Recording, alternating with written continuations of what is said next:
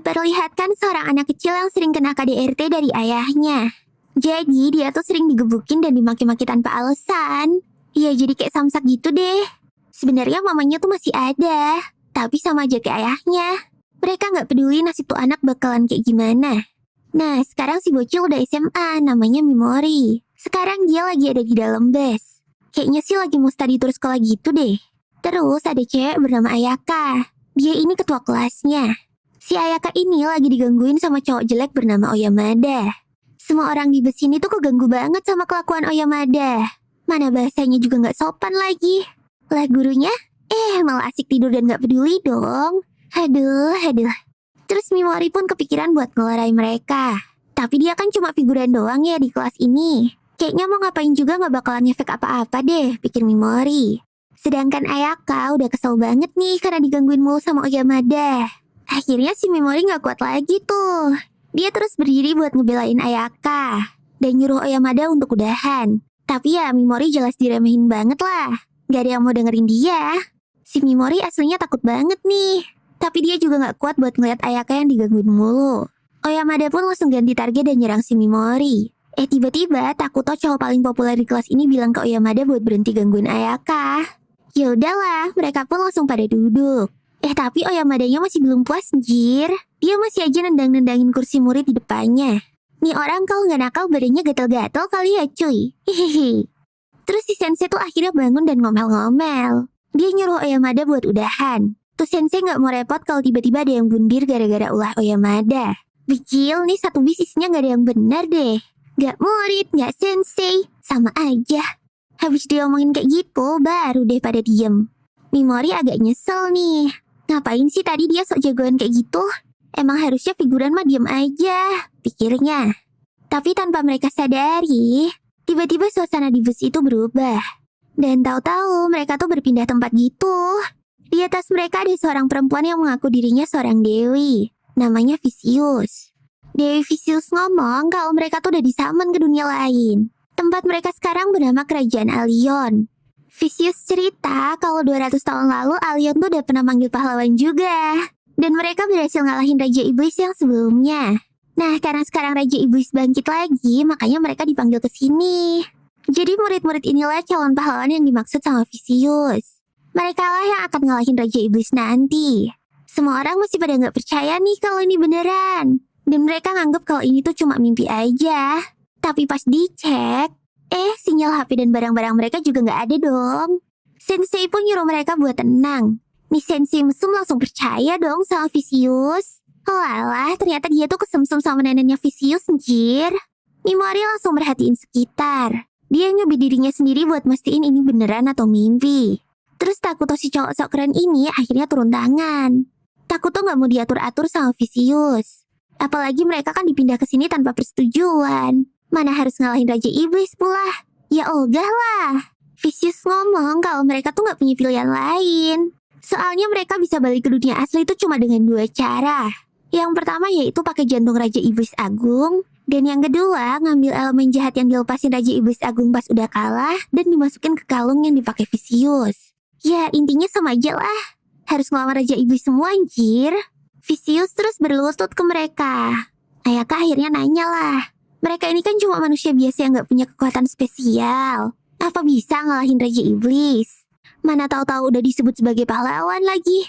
Tapi Vicious terus ngomong kalau mereka-mereka yang disamon ke sini itu gak kayak manusia lainnya. Dan mereka tuh punya kemampuan khusus. Vicious terus nyuruh penjaga buat ngebawa tahanan ke depan mereka. Ternyata nih tahanan tuh manusia biasa yang udah lusuh banget dan gak kurus gitu. Dan tiba-tiba tuh tahanan dimakan iblis dong. Terus sebelum iblis ini ngamuk, Vicious ngebakar tuh iblis pakai sihirnya. Anak-anak sekelas yang lihat pemandangan ini akhirnya percaya kalau semua ini tuh nyata. Dan mereka bukan lagi di dunia mimpi. Terus mereka pun disuruh bergiliran buat ngetes kekuatan. Biasalah disuruh megang bola sihir gitu. Semuanya pada punya cahaya yang terang-terang banget. Bahkan Oyamada juga. Orang jelek tengil gini masuk rank A dong. Pas giliran Takuto, cahayanya sampai bisa nerangin satu ruangan cuy. Bahkan bolanya sampai pecah. Anjrot, dia masuk S rank cuy. Ayaka juga sama, dia rank S. Wah, Vicious seneng banget lah. Summonan yang kali ini tuh gacor mang. Nah, sekarang giliran Mimori. Pas dia naruh tangannya, lah kok cahayanya redup banget anjir. Mana warnanya juga beda lagi. Vicious mukanya tuh udah cuek banget dan gak mau lama-lama ngeliat Mimori tuh. Yuk next yuk, kata si Vicious. Mimori yang nanya dia rank apa juga dicuekin. Sombong banget nih Dewi Kucrut. Mimori jelas kecewa banget lah. Gak di dunia nyata, gak di isekai, selalu aja jadi figuran. Tuh yang cabel ya. MC mah gitu, kalah dulu cuy. Sedangkan Yasu yang sama-sama sering dibully, malah dapat keajaibannya di isekai. Dia masuk kategori pahlawan kegelapan dong. Wah, langsung tengil lah dia. Nah, karena udah beres semua, mereka bisa ngeliat statnya masing-masing. Statnya Mimori ini emang angkanya kecil semua sih. Dan ranknya tuh ya ternyata rank E. Walah, ampas banget becil. Pantas aja sih Vicious kesel. Tapi Mimori punya skill khusus, yaitu skill abnormal. Isinya ada Paralyze, Poison, sama Sleep. Masing-masing level 1 semua tuh. Terus tiba-tiba, Vicious manggil Mimori buat maju. Dia dibawa ke tempat yang udah ada spell sihirnya gitu. Vicious ngomong kalau Mimori tuh rank terendah di antara yang lain. Nah, yang terendah itu biasanya cuma jadi beban doang. Makanya sekarang Vicious mau ngadain upacara, yaitu upacara pembuangan. Aduh, ternyata si Mimori mau dibuang ke reruntuhan gitu. Tempat dimana orang-orang sampah dan gak berguna. Katanya sih Mimori bakalan dikasih kesempatan buat gabung lagi kalau dia bisa survive dari reruntuhan. Mimori yang ketakutan itu jelas gak mau dibuang lah. Mimori dan Panik bilang kalau dia tuh punya skill khusus. Skill Paralyze sama Poison juga pasti bakalan berguna. Tapi Vicious ngomong kalau skill khususnya orang rank E tuh biasanya sampah. Si Mimori langsung sedih banget tuh. Tapi tiba-tiba Yasu ngedatengin dia. Mimori inget nih, dulu dia pernah nolongin Yasu yang lagi dibully. Tapi ternyata air susu dibalas air tuba dong. Yasu malah ikut ngetawain dan ngejekin Mimori becil. Wah, gak bener nih. Lihat aja nanti. Biasanya yang tengil tuh mati duluan loh. Hihihi. Pas ritualnya mau dimulai, Mimori dikasih item khusus gitu. Katanya sih nanti bisa berguna buat di reruntuhan. Ayaka yang ngeliat ini tuh langsung gak tega lah. Dia nyoba untuk nyetop Vicious. Mimori kan teman sekelas mereka. Ya Ayaka gak bisa ngebiarin temannya dibuang gitu aja dong. Tapi si Ayakanya tuh malah dibogem sama Vicious sampai pingsan. Wah, nih Dewi kelakuannya kayak setan jir. Jangan-jangan elu raja iblisnya. Vicious pun melanjutin ritualnya dan nyuruh mereka semua buat ngeliat proses sampah ini dibuang. Mimori bener-bener gak terima lah. Dia pun langsung pakai skillnya buat nyerang Vicious. Tapi gak mempan dong. Nah, si Takuto gak mau kalah nih. Dia juga nyobain skill khususnya. Emang keren sih skillnya Takuto. S-rank nih bos. Ya, kalau dibandingin sama Takuto, Mimori jadi kelihatan kayak orang paling gak berguna banget. Kayak dia tuh hidup aja udah salah cuy. Akhirnya Mimori pun cuma bisa nangis. Dia juga keinget sama masa kecilnya. Pas digebukin sama ayahnya, Mimori juga cuma bisa diem dan nangis doang. Pas Mimori mau dikirim ke reruntuhan, dia langsung ngancam Vicious dan orang-orang yang ngebiarin dia buat dibuang. Awas kalian semua ya, lihat aja nanti, teriak Mimori. Sesampainya di reruntuhan, Mimori berdiri di tempat yang lembab dan gelap. Bahkan sekedar buka statnya aja dia nggak bisa. Akhirnya dia pun coba pakai item khusus yang dikasih Vicious tadi. Ternyata itu bisa jadi kayak center gitu. Ya, kalau dilihat sekeliling, tempat ini lebih berasa kayak goa sih daripada reruntuhan. Terus baru juga jalan sedikit. Mimori udah nemu tengkorak yang kebelah dua. Wah, langsung merinding lah dia. Dan Mimori juga notice tuh kalau ada yang lagi nungguin dia. Bener aja dong, ada monster di belakangnya.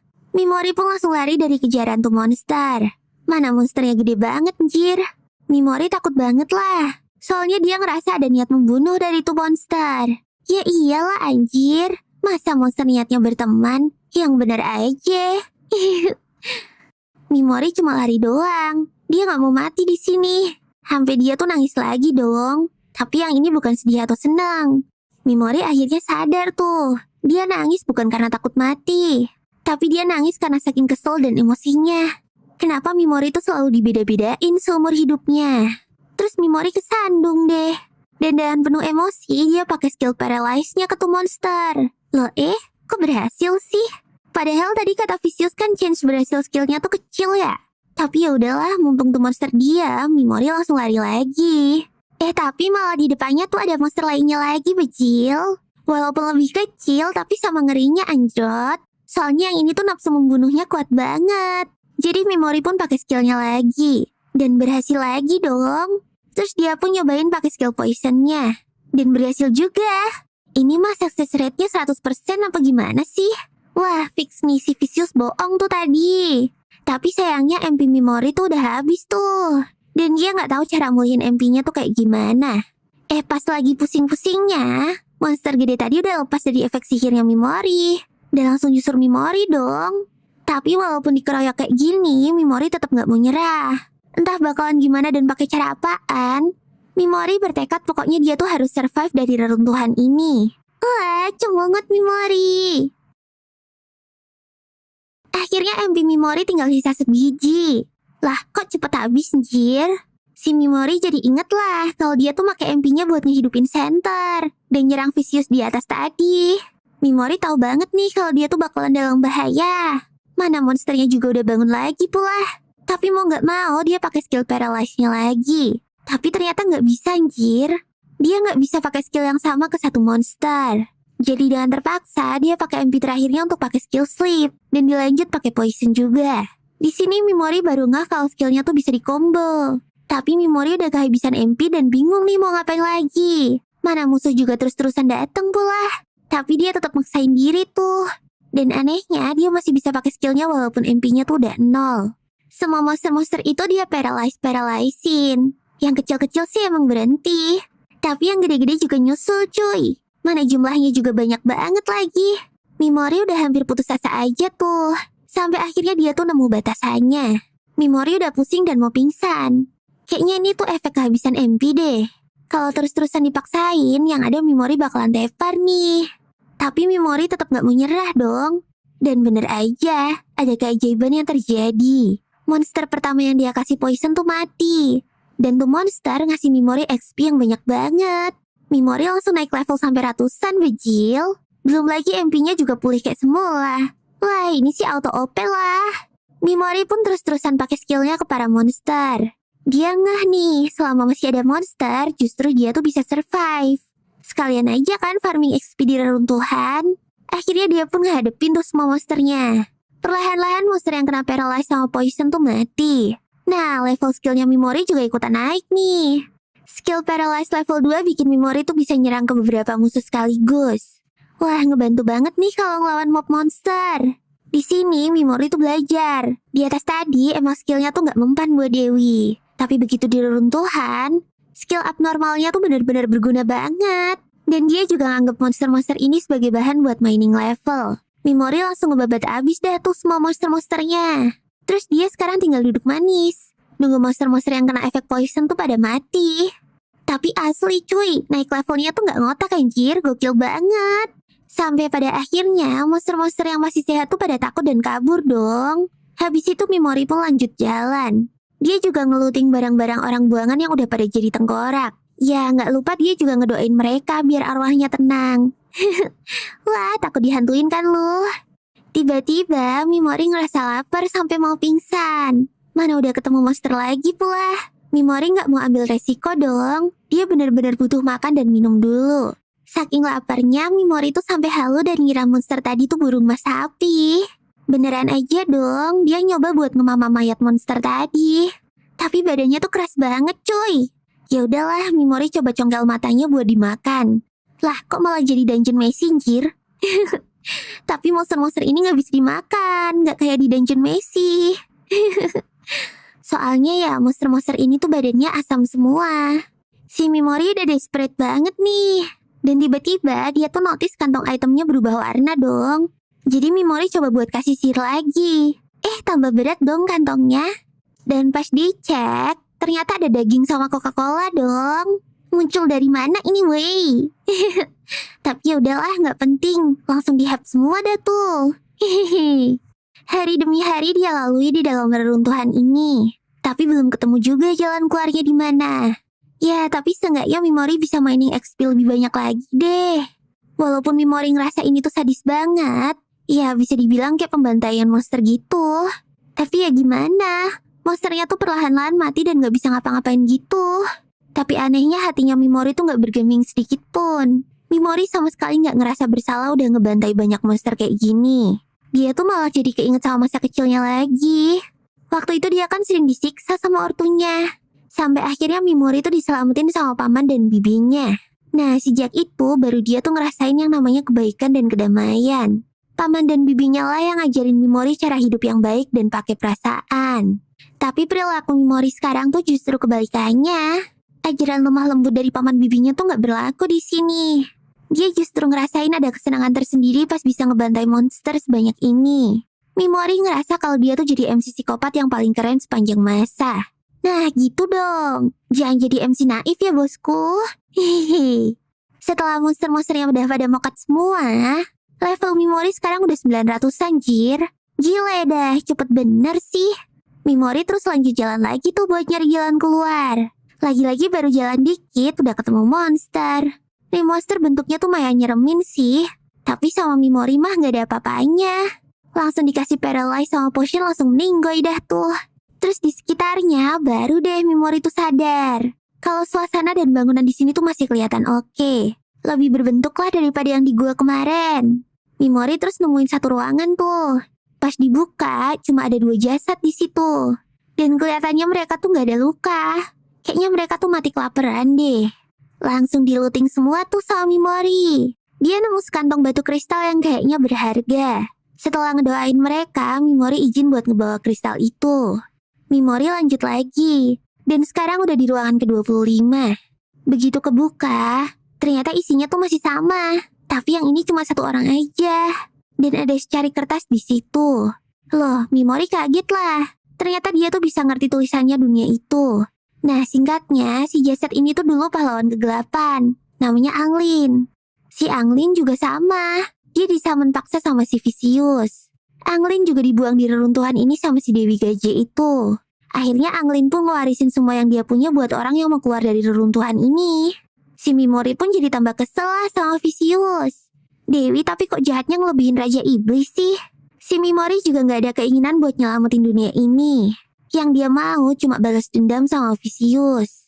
Mimori terus ngecek isi tasnya Anglin. Dan dia nemu buku kumpulan teknik terlarang. Di situ banyak banget mantra-mantra sihir dan cara bikin obat-obatan. Ya jelas bakalan berguna banget nih. Langsung deh Mimori ngambil buku itu. Dia juga nemu gulungan yang ada notes-nya. Di situ tertulis kalau itu gulungan tuh mantra terlarang. Tapi Mimori nggak bisa baca kalau yang ini. Tapi nggak apa-apa deh. Besok pasti bakalan berguna banget buat melawan Vicious. Sebelum pergi, Mimori sadar kalau ada coretan darah di buku itu. Dan itu adalah peringatan untuk hati-hati sama monster pemakan jiwa.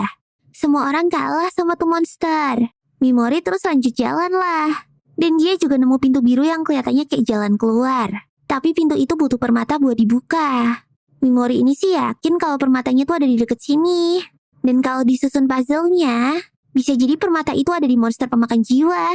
Stat Mimori sekarang udah di level 1200-an. Jadi dia tuh pede bisa ngalahin pemakan jiwa dengan levelnya sekarang ini. Ternyata tuh monster ada di ujung koridor dong. Mana bentuknya muka manusia lagi. Nyeremin banget anjrot. Nah di jidatnya itu ada permata. Kayaknya itu yang dibutuhin sama Mimori. Pas mau nyerang, Mimori yang ketembak duluan. Nih monster ternyata gak kaleng-kaleng cuy. Wajar sih ya bisa dibilang nih monster tuh bosnya reruntuhan ini. Mana tuh monster refleksnya cepet banget lagi. Mimori juga gak bisa pakai skillnya tanpa rapalan. Ditambah lagi skillnya juga ada batasan jaraknya. Jadi gak bisa kalau dipakainya kejauhan. Pas masih mikir-mikir, tuh monster gerak lagi dong. Dan tiba-tiba dia buka mulutnya dan muntah gitu. Iya. Mana muntahannya jadi monster berbentuk manusia lagi. Bisa dibilang ini tuh orang-orang yang jiwanya dimakan sama dia. Muka mereka juga ekspresinya kayak ekspresi sebelum kematian gitu. Tuh monster sengaja banget giniin Mimori. Tujuannya ya jelas buat bikin Mimori takut lah. Dan rasa takut itu jadi hiburan buat dia. Alah dasar monster psikopat. Monster tadi cuma ketawa-ketawa ngeliat Mimori yang ketakutan dan putus asa. Klon tadi berhasil ngejar Mimori sampai deket banget. Mimori nge-paralyze mereka. Tapi Mimori gak tega buat nge-poison mereka. Mimori ngomong kalau bentukan manusia gini dia tuh berasa kayak ngeracun orang lain. Mimori teriak-teriak putus asa lah. Si monster makin seneng dong. Habis itu dia muntah lagi. Dan bikin banyak klon manusia buat ngerubungin Mimori. Mimori kelihatan makin depresi tuh. Sampai-sampai dia tuh nangis-nangis dan teriak minta tolong. Tapi ya tentu aja nggak ada satupun yang dengar. Tuh monster makin ngekek-ngekek lah ngeliat Mimori yang kayak gitu. Tapi tiba-tiba Mimori senyum licik dan nge-paralyze tuh monster. Yah, si monster nggak tahu tuh. Kalau Mimori kan aslinya psikopat yang nggak punya perasaan. Mimori sengaja buat pura-pura putus asa. Biar si monster tuh lengah dan lupa untuk ngehindar. Padahal dari tadi tangan Mimori tuh udah ngarah terus ke muka si monster. Cuh. Mimori langsung nge-poison semua klon-klon itu. Dan nyamperin monster yang lagi ketakutan. Sekarang gantian Mimori yang ngetawain dia. Mimori terus lanjut pakai poisonnya ke tuh monster. Sampai akhirnya tuh monster mati deh. Aduh, kasihan deh. Makanya jangan sombong ya guys, nanti matinya diracun loh. Setelah tuh monster mati, jiwa-jiwa yang dia makan akhirnya bebas semua. Tuh arwah-arwah ternyata nontonin dan jagain Mimori dari kemarin. Mereka juga berterima kasih sama Mimori. Nah, Mimori juga ketemu tuh sama Anglin. Di kesempatan itu, Anglin nitip supaya Mimori ngalahin Vicious Dewi Gaje. Habis itu mereka pun lenyap. Ya, aslinya Mimori tuh gak ada kewajiban juga sih buat memenuhi permintaan mereka. Pokoknya Mimori cuma mau jalanin aja apa yang dia mau deh. Setelah itu dia pun ngambil permata dari jidat si monster dan ditaruh ke pintu. Jeng, akhirnya Mimori bisa keluar deh dari reruntuhan ini. Yuk kata.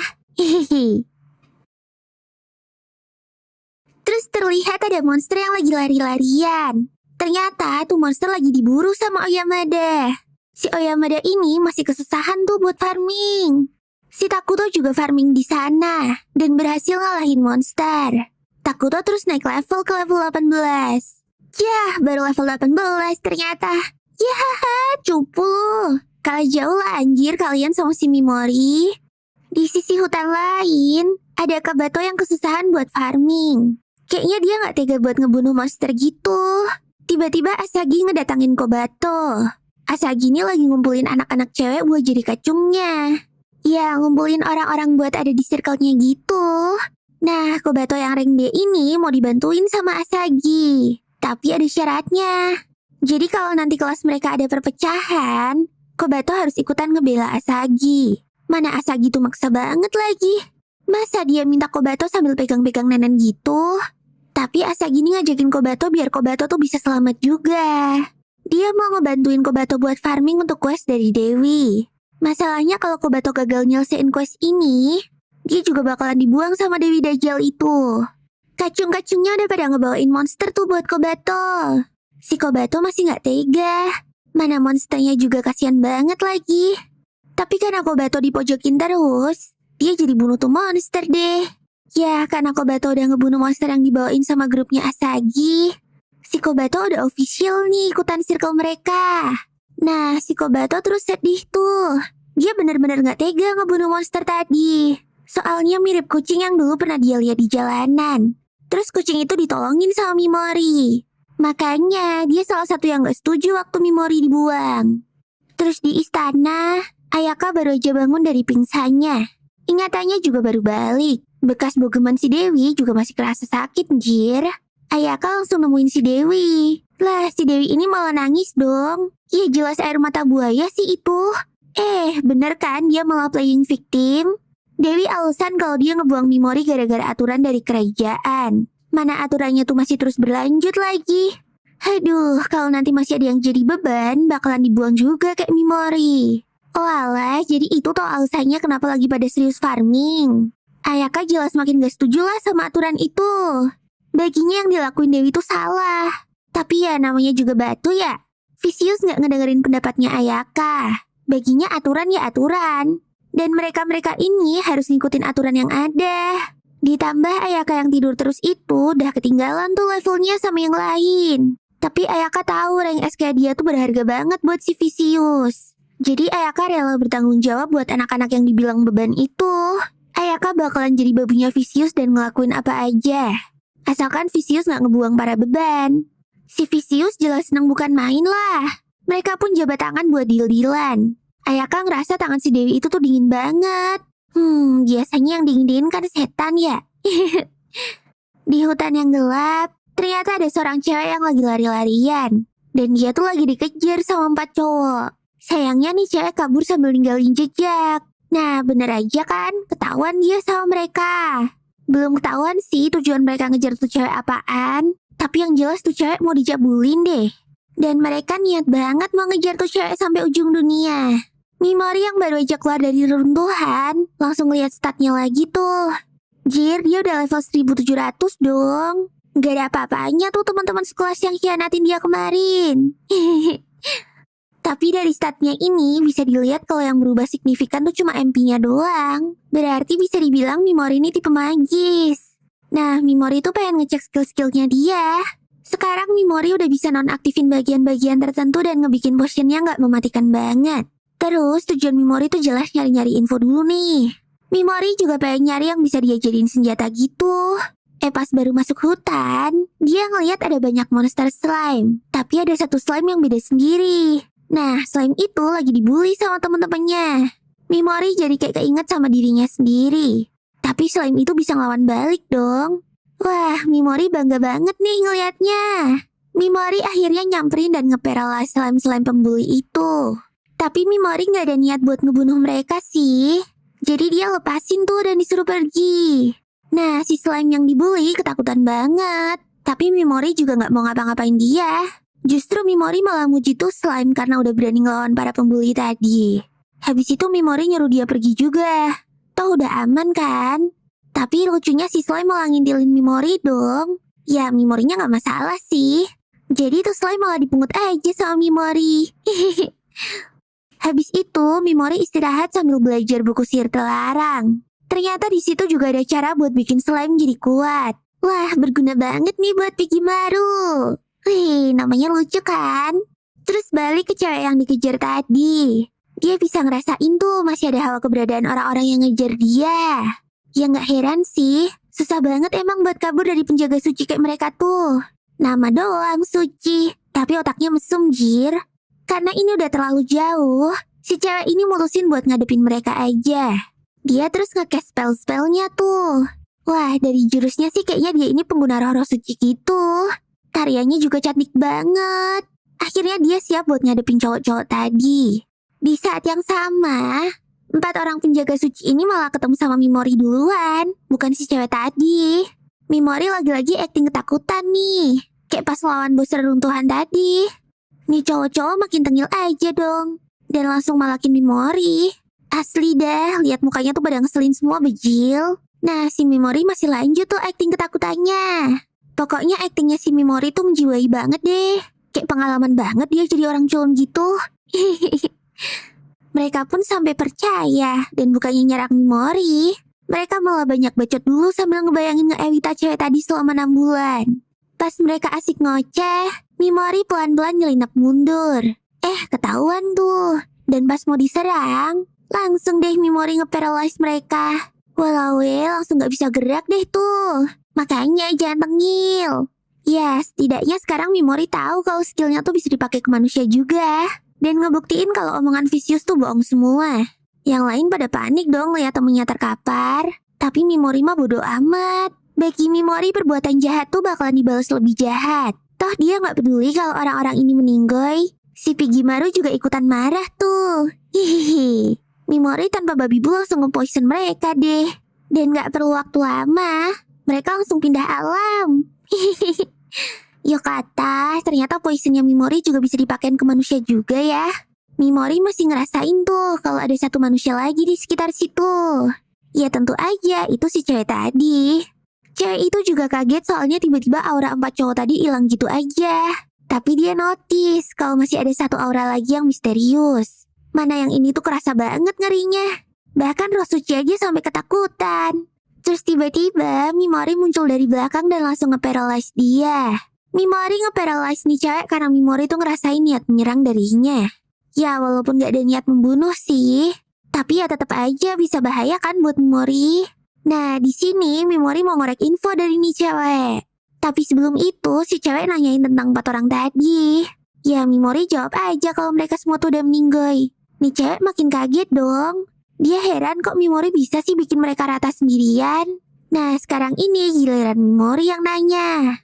Gak lupa juga dia ngilangin efek paralyze di kepala nih cewek. Biar ngomongnya lancar. Setelah beberapa saat, Mimori udah dapet tuh semua info yang dipengeninnya. Lokasi dia berada ini adalah hutan selatan kerajaan Ulza. Dan Mimori juga nanyain arti tulisan gulungan rahasia kemarin. Tapi nih cewek gak ngerti apa-apa. Dia sih nebak kalau itu huruf kuno. Tapi ternyata nih cewek tahu dong info orang yang bisa baca huruf kuno. Dia adalah seorang penyihir terlarang dan hidup di tanah monster bermata emas. Itu adalah zona berbahaya yang ada di tengah-tengah benua ini. Sebenarnya nih cewek ngerasa kalau info dari dia tuh masih belum sebanding sama Mimori yang udah nyelamatin nyawanya. Tapi Mimori ngerasa udah cukup kok. Terus Mimori ninggalin tuh cewek sendirian. Tapi dia belum ngelepasin skill paralyze-nya. Biar lepas sendiri aja gitu pas Mimorinya udah jauh. Ya nih cewek gak apa-apa sih. Toh musuh yang ngejar-ngejar dia juga udah pada meninggoy kan. Sedangkan Mimorinya udah langsung cus pergi sama si Piggy Maru. Hati-hati di jalan ya kalian. Hihihi.